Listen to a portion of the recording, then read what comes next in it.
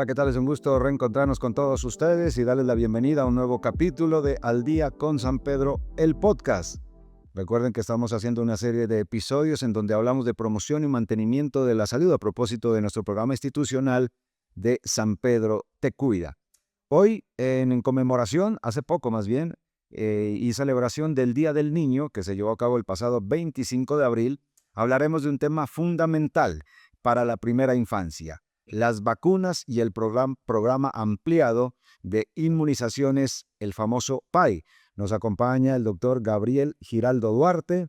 Él trabaja en el servicio de quirófano para la adaptación neonatal a los recién nacidos, especialmente por cesárea. Entonces, le damos la bienvenida al doctor Gabriel Giraldo Duarte y gracias por estar con nosotros. Hola Gerardo, gracias por la invitación y un saludo para nuestros oyentes. Bueno, y ahora que lo presento y estamos hablando de adaptación neonatal a los recién nacidos por cesárea en el servicio de quirófano, empecemos por ahí. ¿Qué es lo que precisamente usted hace como especialista en el quirófano? Bien, la idea es ayudar a los recién nacidos a esa transición desde la vida dentro del útero de la mamá a los primeros minutos fuera del útero. ¿Listo? Eso es un cambio que implica muchas modificaciones a nivel del funcionamiento del cuerpo. Y a veces ese cambio no se da tan fácil y los niños pueden empezar a tener, por ejemplo, dificultad para respirar. Precisamente el pediatra idealmente debería estar allí apoyándolos para que esa transición, si tiene alguna dificultad, los podamos ayudar tempranamente y evitemos secuelas a futuro en el neurodesarrollo. Perfecto, entonces aquí está. Entonces el profesional hoy que nos acompaña, pediatra, que nos va a contar justamente sobre todo este tema que ya mencionamos en principio, que son sus vacunas o las vacunas a propósito del Día del Niño. ¿Por qué es importante hablar justamente de vacunas en conmemoración de esta fecha tan importante? En Colombia, por supuesto. Vale, Gerardo, aunque sé de primera mano que a la mayoría de niños no les gusta que los lleven a vacunar, es importante hablar de esto y les voy a comentar dos aspectos fundamentales para que me entiendan. El primero de ellos es, las vacunas han demostrado ser una maniobra de salud pública altamente efectiva. En los últimos 50 años han salvado más de 150 millones de vidas, especialmente las vidas de los menores de 5 años. Y ese dato no es solamente una cifra estadística, es el reflejo de la decisión que hemos tomado personas reales como usted y como yo de protegernos, de proteger a nuestras familias y a la comunidad. Porque la vacunación no es solo un acto individual de protección. Cuando yo decido vacunarme, además de protegerme a mí mismo, claro, estoy protegiendo a todos los que me rodean, especialmente a los que por alguna razón no pueden vacunarse, e incluso a los que han decidido por cuenta propia no vacunarse o no vacunar a los suyos. El segundo aspecto fundamental es que dentro de la normativa nacional contamos con la Ley 1098 de 2006 o el Código de Infancia y Adolescencia, y en su artículo 29 se establece que todos los niños entre 0 y 6 años tienen el derecho al desarrollo integral de la primera infancia, y se menciona explícitamente al esquema completo de vacunación como un derecho impostergable de este grupo etario. Bueno, creo que queda absolutamente claro el tema. Seguramente ustedes se encontrarán con personas que no quieren hacerlo por creencias o por Ujú. cultura o por, no sé. ¿Es muy complicado ese tema de convencer a la gente? Depende de cómo lo abordemos. Realmente, como médicos, lo más importante es entrar con los guantes abajo, es decir, con empatía. Todos los padres tienen, o los que deciden no vacunar a sus hijos, tienen algún motivo para hacerlo. Pero claramente no es ni porque los odien, ni porque los quieran ver muertos o cosas así. Es porque escucharon algo desafortunado, porque tuvieron alguna experiencia previa que no les fue muy bien, o porque manejan una información que tal vez no es muy acertada. ¿Listo? Si partimos de ese hecho y entramos a hablar con ellos con empatía, podemos llegar a un acuerdo. Podemos llegar a convencerlos de ir adelantando el esquema de a poquitos, en lugar de decirles, no, le tienen que poner esta, esta y esta y esta, todas vacunas de una, y empezamos a negociar con el fin que queremos los dos, tanto los médicos como sus padres, de proteger la vida del niño. Sí, sí, seguramente la falta de información es uno de los aspectos que incide y aquí estamos justamente para eso, para brindar información y para que la gente comprenda realmente de la importancia, que es justamente el programa ampliado de inmunizaciones, el famoso PAI.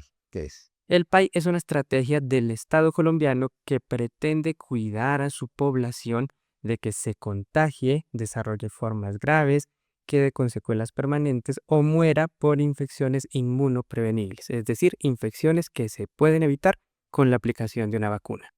Correcto. El famoso PAI, que siempre uno lo escucha, pero que seguramente le suena, pero no tenía claro.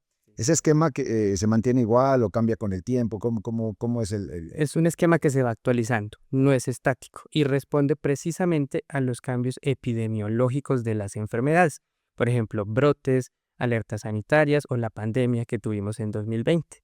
Aparte de eso, responde también a la disponibilidad de nuevas vacunas, de nuevas tecnologías y su adopción, y especialmente al compromiso del Estado colombiano y de las sociedades científicas de velar por la seguridad y la vida de los colombianos. bueno?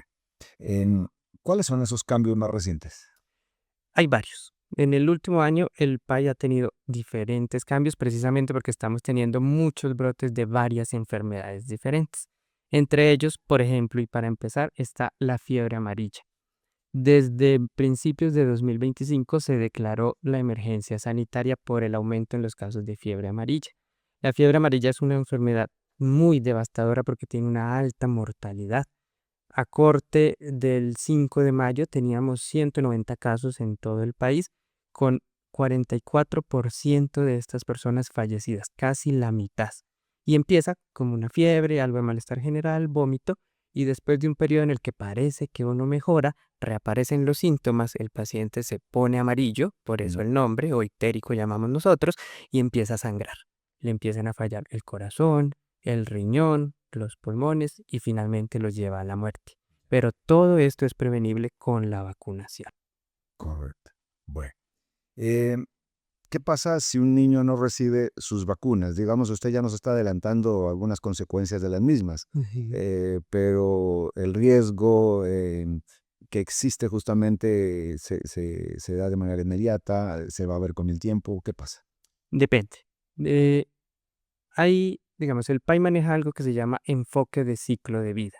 Es decir, analiza diferentes variables y le ofrece a la persona varios momentos de vacunación desde el nacimiento hasta la vejez, precisamente para protegerlo cuando es más vulnerable. Definitivamente, los extremos de la vida son los que tienen más riesgo, o los menores de un año, listo, o los mayores de 60 años. Entonces, el hecho de no vacunar a un niño puede tener implicaciones inmediatas, por ejemplo, un recién nacido que su madre tiene una infección por hepatitis B. Listo, que aunque es una infección de transmisión sexual, si la madre está contagiada, se la puede pasar al bebé y cuando se adquiere en etapas muy tempranas, por ejemplo, puede llevar a desarrollo de cáncer en mayor prevalencia en la edad adulta. Entonces, aunque es algo que se adquirió en la etapa de recién nacido, se manifiesta mucho después. O puede haber infecciones como la tosferina, por ejemplo, que también estamos en brote, que mata a muchos niños en los primeros 6 meses de vida. Entonces va a depender de muchas cosas y en realidad es un continuo de posibilidades de vacunación y de posibilidades de complicaciones por no adquirir las vacunas. Bueno, resulta que en el Hospital San Pedro, porque también puede haber confusión y me parece que es importante hacerlo, pues estamos hablando de una institución de mediana alta complejidad, no es primer y segundo nivel. Expliquemos un poco eso, hasta dónde llega el hospital, hasta dónde llega el trabajo de ustedes justamente con los recién nacidos y cuál es la responsabilidad de los padres de ahí en adelante. Ya. Nuestra institución contamos con un servicio de vacunación y gracias a su arduo trabajo, Gerardo, a finales de abril ya habíamos vacunado casi 720 recién nacidos que habíamos recibido en nuestra institución. Pero nuestro trabajo en el San Pedro llega precisamente a las primeras dosis. La vacunación empieza desde el día del nacimiento, cuando se le aplica a los bebés la vacuna BCG, que es para protegerlo contra formas diseminadas de tuberculosis, porque es una infección que no se queda solo en el pulmón, y contra la hepatitis B, que ya habíamos mencionado. Esas dos vacunas se ponen en el primer día. Esas dos vacunas se las aseguramos a todos los niños que nacen en nuestra institución. Si aparte de eso, por algún motivo, el niño tuvo que quedarse hospitalizado y tiene una hospitalización prolongada, se le aplican las vacunas que correspondan. Por ejemplo, lleva mes y medio hospitalizado y ya es hora de empezar o continuar con su esquema de vacunación, aquí se le asegura su vacunación. Pero si nació bien y a los 2, 3 días ya está en casa con sus padres, deben acercarse a los demás puestos de vacunación de la ciudad, su IPS primaria, su puesto de salud más cercano para que continúen con el esquema de vacunación. Bueno. vamos llegando al final, digamos que vamos surtiendo como todas las inquietudes. Me voy a volver un poco al principio y es, ¿qué tanta resistencia ustedes encuentran a diario o cada mes sobre no quererse vacunar o sobre tener algún inconveniente en este sentido para tener que convencer a las personas? Ya, ¿Es recurrente, no tanto? sí, y cada vez es más frecuente. No es que lo encontremos pues en todas las consultas, pero parte de algo que nosotros como médicos, seamos médicos especialistas o médicos generales, tenemos que tomar como costumbre y es preguntar sobre el esquema de vacunación del niño.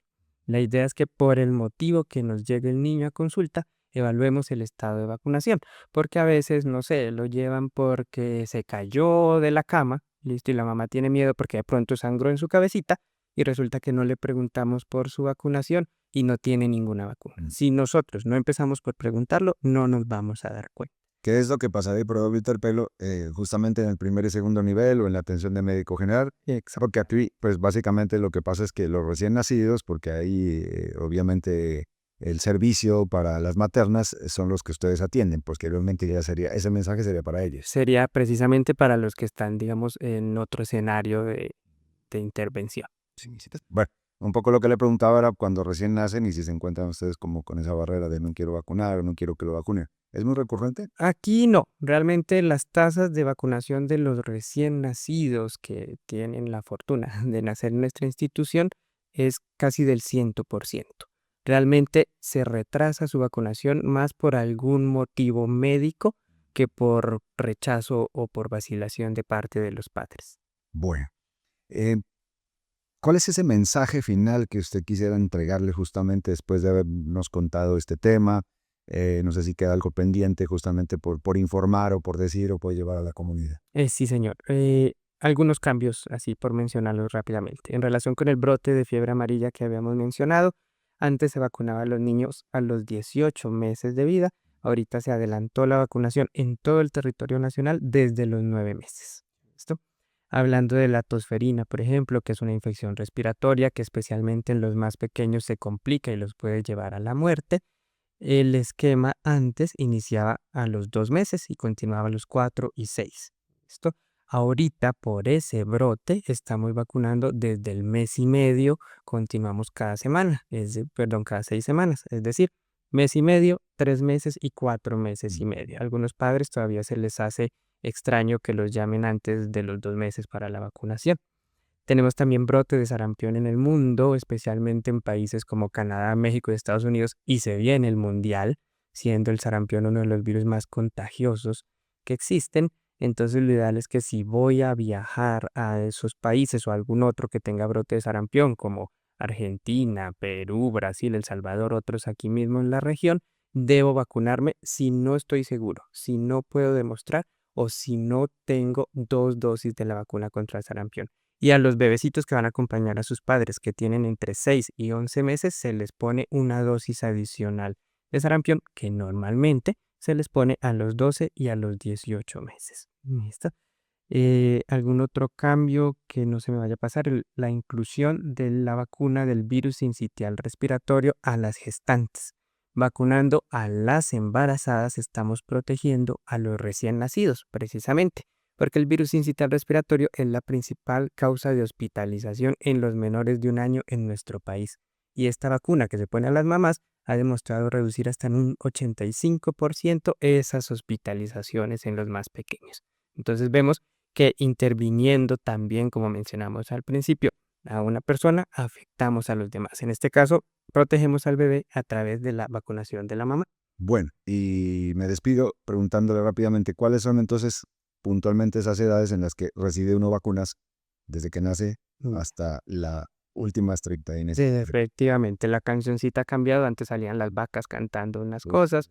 Ahorita entonces se vacunan en el momento del nacimiento, deben ir al mes y medio, a los 3 meses, a los 4 meses y medio, volver nuevamente a los 6 meses, luego a los 7 meses, posteriormente a los 9 meses, al año y medio, a los 5 años y también a los más grandecitos, a los 9 años, entre los 9 y 17 años ponemos, por ejemplo, la dosis de la vacuna contra el virus del papiloma humano.